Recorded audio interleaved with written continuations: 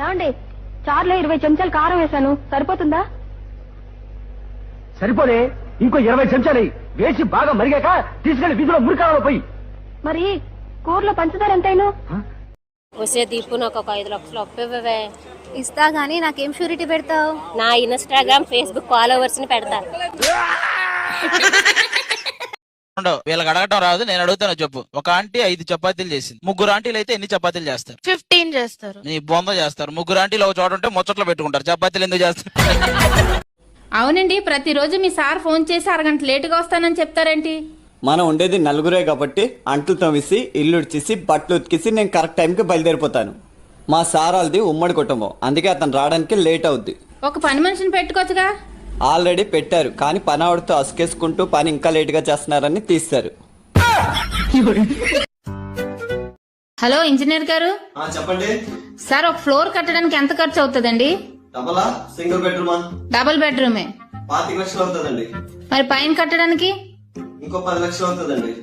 కింద కట్టడానికి 25 లక్షలా, పైన కట్టడానికి 10 లక్షలా? అయితే కింద మానేసి పైన కట్టియండి. ఇంత చదువులు చదివి ఏం లాభం? ఎవరిని అడిగినా చెప్తలేరు. ఇంగ్లీష్లా పానీపూరిని ఏమంటారు?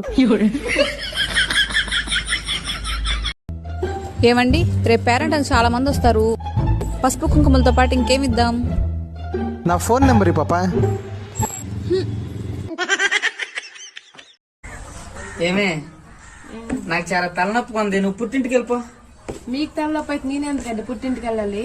నువ్వే కదా నా తలనొప్పి.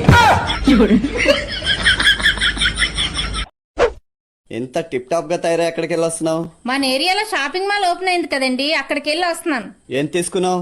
4 సెల్ఫీలు. పక్కింటి ఏమైనా గొడవ అయిందా నీకు? అవును, ఎందుకు? మీ గొడవలో పడి నన్ను బ్లాక్ చేసింది.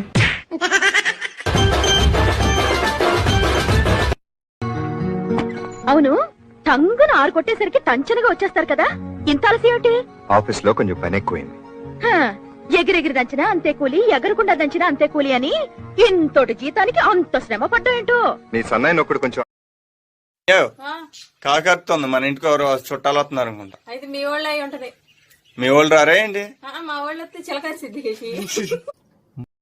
ఫుల్ డే బిజీగా ఉంటావా లేదా నేను బిజీగా ఉంటానేమో అని మెసేజ్ చేయవా?